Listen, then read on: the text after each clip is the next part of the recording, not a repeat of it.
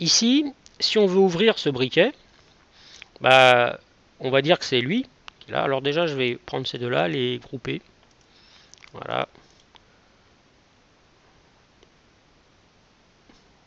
Tac. Et ici, normalement, si je l'ouvre, voilà, si je me mets en rotation, il doit tourner. Bon, évidemment, il ne tourne pas là où il faut. Voilà. Donc, comme dans beaucoup de logiciels d'animation, lui, il s'est mis en fait au centre de l'objet primaire. C'est-à-dire qu'au début, on avait tout ça pour un objet avant qu'on enlève les polygones, donc il est resté là au centre. Donc déjà, lui, bah, je vais mettre ce qu'on appelle son point de pivot ici. Donc le point de pivot, ici, c'est ça. Dans certains logiciels, on l'appelle les axes ou le gizmo, peu importe, c'est ça. Maintenant, ici, je vais mettre en vue 2D, voilà, pour bien le placer. Et mon point de pivot, ici, je le bouge. Si je le bouge comme ça, bah, je vais déplacer encore l'objet. Il faut ici, donc on a vu un petit peu ça, on a vu un petit peu ça, on a vu un petit peu ça. Là, ce qu'on va voir, c'est celui-ci. Donc quand je clique là-dessus, en fait, ça me sert à déplacer l'axe, ici. Je déplace l'axe de l'objet, donc je me mets là ici, mettons. On va pas le faire encore de manière numérique, hein, et ici, voilà. Donc là, on va dire que c'est son point de pivot. Voilà, si je me remets comme ça, ici. Maintenant, si je le fais tourner, ils apparaissent ici. J'oublie pas ici de me remettre là-haut, parce que si je fais ça, j'ai l'impression de rien bouger, mais en fait, je suis en train de bouger le pivot.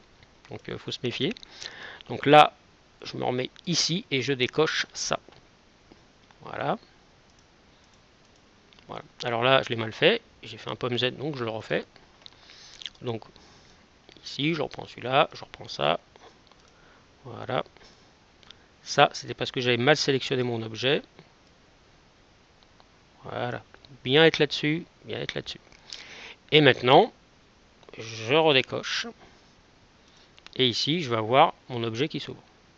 Tout à l'heure, ça l'a pas fait. Ce sera un bon cas, justement. C'est parce que j'étais resté là-dessus, sur le polygone. Donc j'ai retourné l'axe du polygone. Pour l'instant, c'est pas très grave. Donc ici, maintenant, j'ai mon petit briquet qui est ouvert. Voilà. Et ce qui manque, en fait, pour l'instant, c'est l'épaisseur. Parce qu'un briquet, c'est plus ou moins épais. Alors, ici, je vais remasquer celui d'en haut. Remasquer le neutre, qui me fait mon petit pivot. Et je vais me remettre sur celui du bas. Voilà. Alors, celui du bas, si je veux mettre une épaisseur, alors dans un logiciel, il y a beaucoup de manières de 3D, beaucoup de manières de mettre une épaisseur, pardon. Là, on va en prendre une assez courante, c'est ce qu'on appelle l'extrusion. Alors l'extrusion ici, je vais extruder en fait les polygones. Donc ici, pour l'instant, je prends ça, et ici, je vais sélectionner tous les polygones. Comme ça, cliquez, glissez, ici, vous vous rappelez que j'avais collé ici, que j'avais décoché, pardon, limité aux éléments visibles pour bien choper ce qu'il y avait derrière. Si ça marche pas, bah, c'est qu'il est coché, puis voilà. Donc maintenant, ici, si je veux mettre une épaisseur, je vais extruder. Alors, pour extruder tout ça, clic droit, ici, c'est d'autres manières de... Je vous montrerai en fait qu'il est dans nos outils habituels. Clic droit, ici, on a le raccourci clavier, extrusion. Voilà. Donc, vous avez vu mon icône qui change. Cette icône ici, c'est l'icône de l'extrusion, et ici, on a une fois de plus les options de la fonction. Donc, ici, ce qu'on va jouer là-dessus, pour l'instant, on va faire du décalage. Alors, pour décaler, il faut se mettre partout, sauf dessus. Il faut se mettre dans le coin, ici, je vais faire cliquer, glisser de gauche à droite. Comme ça, par exemple. Vous voyez ici, je vais dans un sens, gauche-droite, ou droite-gauche, rentre à l'intérieur. Comme ça. Là, vous pouvez voir que pour l'épaisseur, c'est moyen. Pourquoi? Parce que ici, bah, si je lâche comme ça, vous voyez, c'est pas fermé, quoi, en fait. Vous voyez, il est rentré dedans, mais il a pas fermé. Et ça, c'est ce qu'on appelle un couvercle.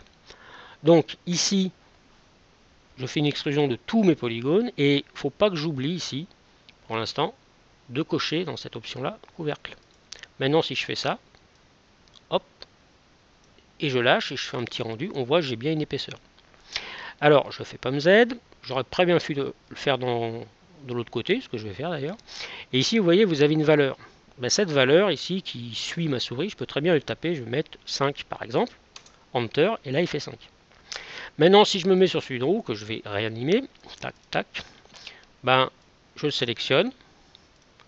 Lui, je le prends comme ça, par exemple. et je fais POMA, et automatiquement POMA il va sélectionner tous les polygones qui sont sur mon objet. Et lui pareil, clic droit, extrusion, et là je vais faire un peu comme les fonctions, j'ai appliqué ou recommencer. Et il va garder les valeurs que j'avais mis tout à l'heure, je vérifie quand même, ici il a mis 5, ok, et couvercle. Donc ici si je fais appliquer, voilà, on se retrouve ici avec la même épaisseur en haut qu'en bas. Voilà. Donc ici, je peux, si je veux, tac, faire réafficher ça et vérifier, parce que j'aurais pu le faire dès le départ, si le fait de me mettre ici sur mes axes, lui avoir donné une épaisseur, je ne dois pas un peu modifier l'emplacement de mon axe. Donc voilà.